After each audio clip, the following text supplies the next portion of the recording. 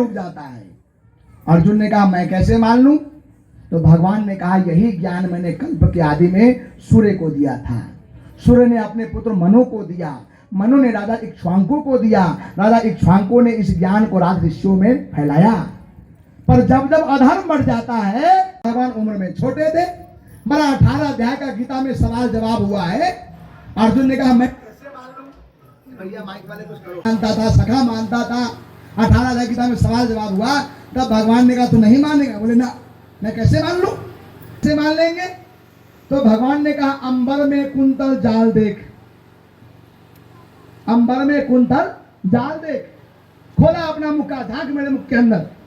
जब अर्जुन ने भगवान मुख के अंदर में झांका तो पूरा ब्रह्मांड समाया हुआ, पूरा 14 लोक समावेश है। बोला अरे बाप रे बाप, अंबर में कुंतल जाल देख, मुख को खोला, पूरा ब्रह्मांड समाया हुआ है। कहा और देखना चाहता है? पग के नीचे पाताल देख। जब चरण हटाया बोला झांक, पूरा पाताल लोक समाया हुआ है।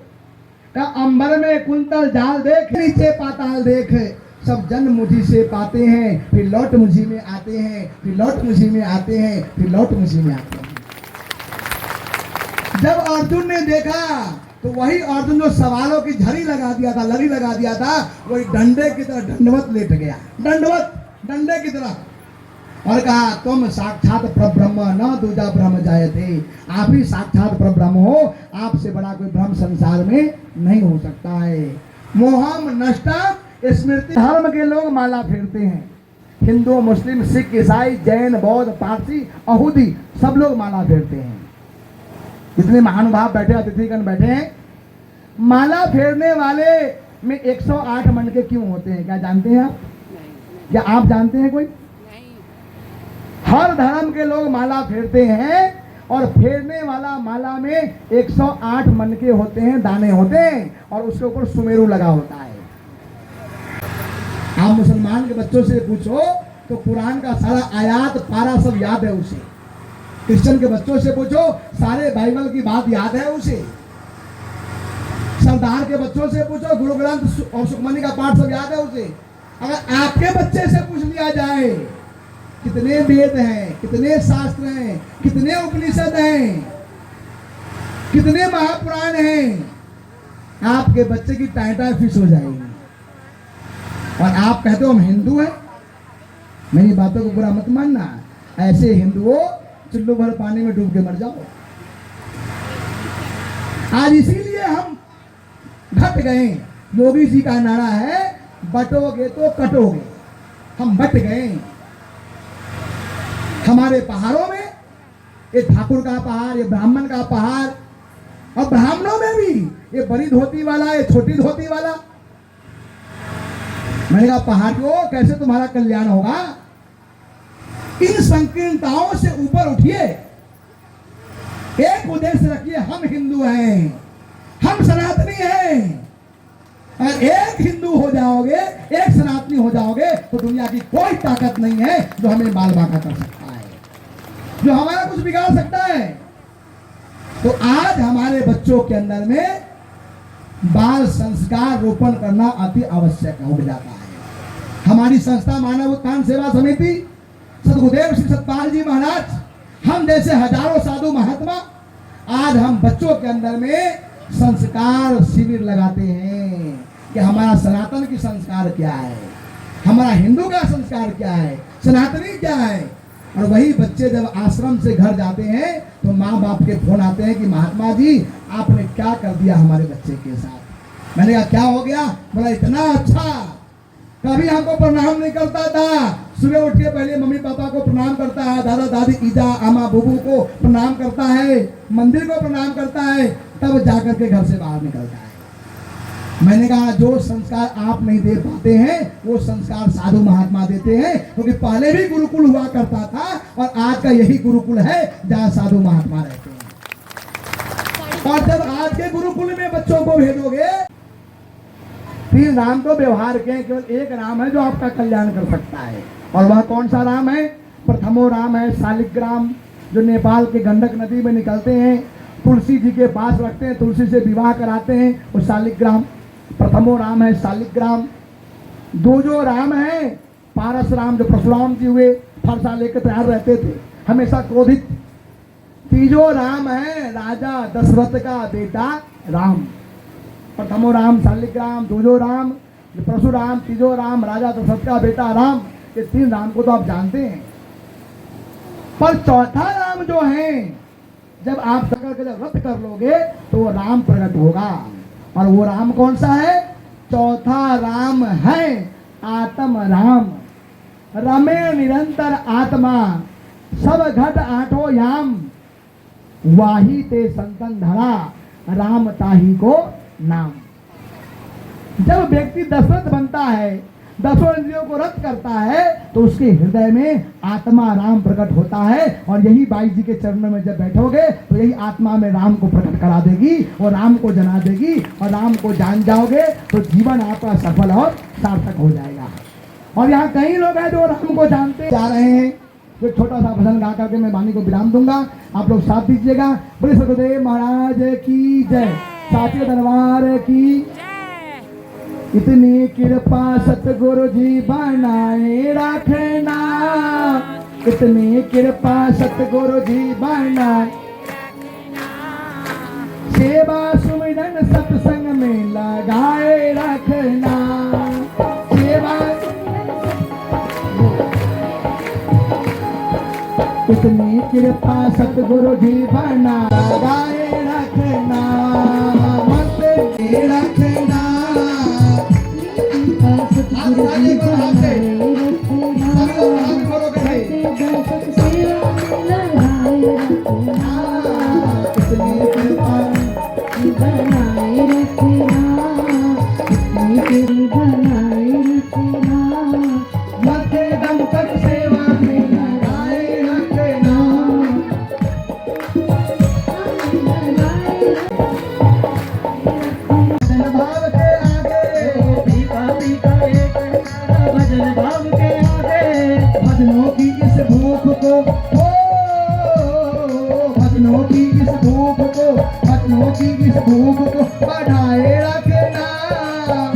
इस भूख को बनाए रखना, भजनों की इस भूख को बढ़ाए रखना, भजनों की इस भूख को बना।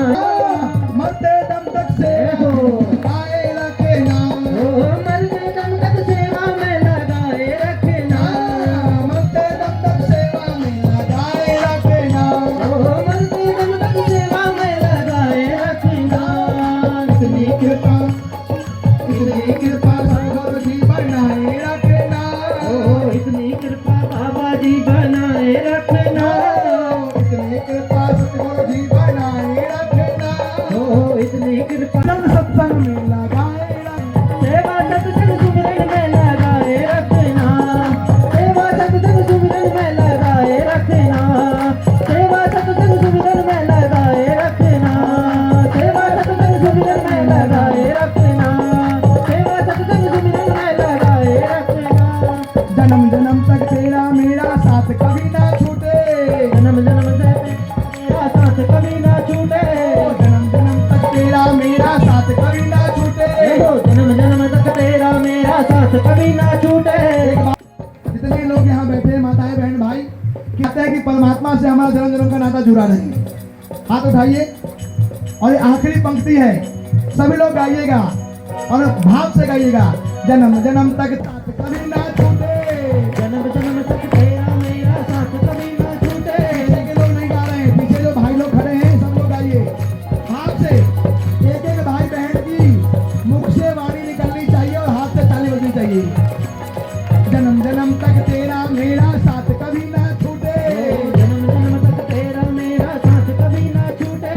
छूट जाए श्वासों की लड़ियां नाम कभी ना छूटे, छूट जाए सांसों की नाम कभी ना छूटे। छूट जाए श्वासों की लड़ियां नाम कभी ना छूटे, छूट जाए सांसों की लड़ियां नाम कभी ना छूटे। मन मंदिर में ज्योति को जलाए रखना, मन मंदिर में ज्योति को जलाए रखना, मन मंदिर में ज्योति को जलाए रखना, मन मंदिर में ज्योति को जला। मरते दम तक सेवा में लगाए रखना, मरते दम तक सेवा में लगाए रखना,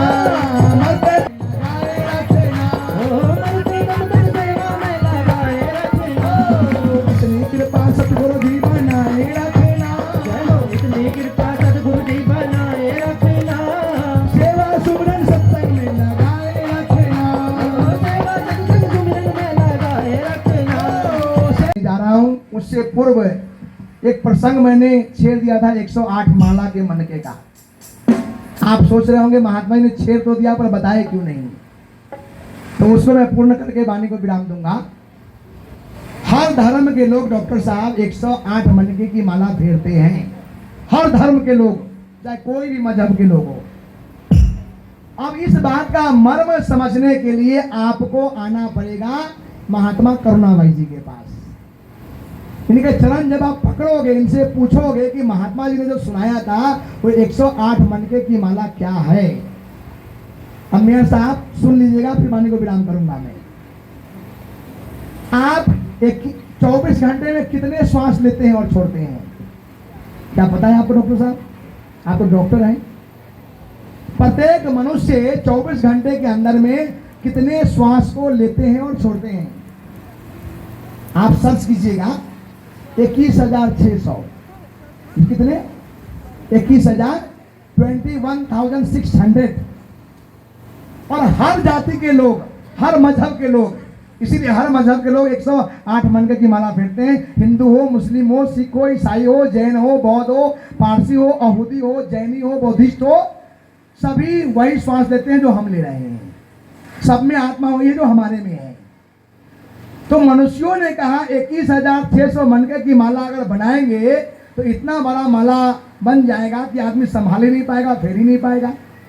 तो कहा भैया एक काम करो, इस माला को आधा कर दो। तो कितना हो गया? 21,600 का आधा करेंगे तो कितना हो गया?